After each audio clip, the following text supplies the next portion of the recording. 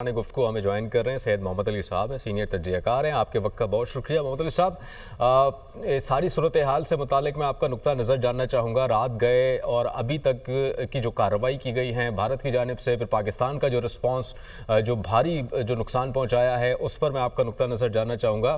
क्या कहेंगे, what's your take on this? जी बहुत शुक्रिया। देखिए, मैं समझता हूँ कि पिछले 10 घंटों के दौरान पाक फजाइया ने पाक फौज की मदद से और अवाम की हिमायत से चंद घंटों के अंदर दुनिया की चौथी बड़ी एयरफोर्स को बिल्कुल नाकों के चने चबा दिए हैं। और जिसको स्ट्रेटजी की लॉजिक में कहा जाता है कि पाकिस्तान ने एयर सुपीरियॉरिटी चंद घंटों में हासिल कर ली है।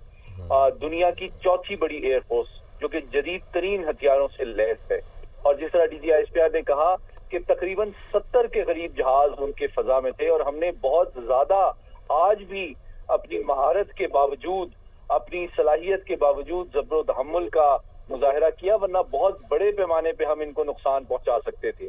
एक मुख्तसरन सा मैं अगर मुवाजना करूं 6 साल कबल पुलवामा के वाक़े से, स्विफ्ट रिटॉर्ट से, तो आज आप देखें हमने दफाई जंग नहीं लड़ी है। हमने सिर्फ उन जहाजों को निशाना बनाया है जो कि पाकिस्तान के खिलाफ जो स्टैंड ऑफ वेपन्स थे, जो उनके air to surface missiles launch करने में इन्वॉल्व थे, उन जहाजों को हमने निशाना बनाया है। और हमने अपने राइट ऑफ सेल्फ डिफेंस को इस्तेमाल किया है, और अपनी फजा से हमारे जो जदीद तरीन J-10C तैयारे हैं, उन्होंने दूर मार PL-15 मिसाइलों के जरिए से जो भारत के सरमाया इफ्तिखार राफेल और Su-30 MKI हैं, MiG-29 हैं, उनको कामयाबी से निशाना बनाया है।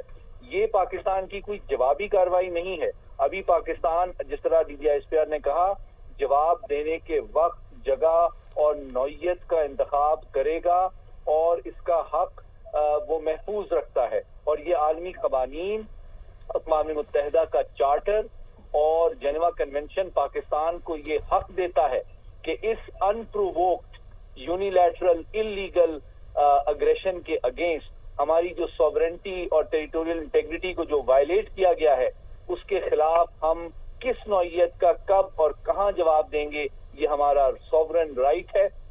और इसके जो नताइज हैं उनकी मुकम्मल और यकतरफा तौर पर जो जिम्मेदारी है वो भारत के ऊपर आयद होती है कि उसने किस तरह से शेर के मुंह में अपना हाथ दिया है, और हमारी सलाहियत और रिजॉल्व और पॉलिटिकल विल और कैपेसिटी को अंडर एस्टिमेट किया है, और अपनी पावर और धौंस को उन्होंने बहुत ज्यादा ओवर एस्टिमेट किया है। तो मैं समझता हूँ ये जो मौजूदा क्राइसिस है, इसके बड़े दूररस नताइज और असरात मुरतब होंगे। आलमी ताकतें इस वक्त बहुत क्लोजली सारी सिचुएशन को देख रही हैं। मैं उम्मीद ये करता हूं कि भारत मजीद किसी गैर जिम्मेदाराना, गैर संजीदा जारियत के बारे में न सोचे, क्योंकि अगर उसने दोबारा एक इस तरह की कोई हरकत करने की कोशिश की तो ऐन मुमकिन है कि उसको इससे ज्यादा तेज और ज्यादा बड़ा नुकसान भी उठाना पड़े, और उसकी अपनी अवाम और आदमी बरादरी में कहीं ज्यादा सुबकी भी हो। जी बिल्कुल, कोई सुबकी भी हो। बहुत शुक्रिया सैयद मोहम्मद अली साहब, आपके कीमती वक्त का।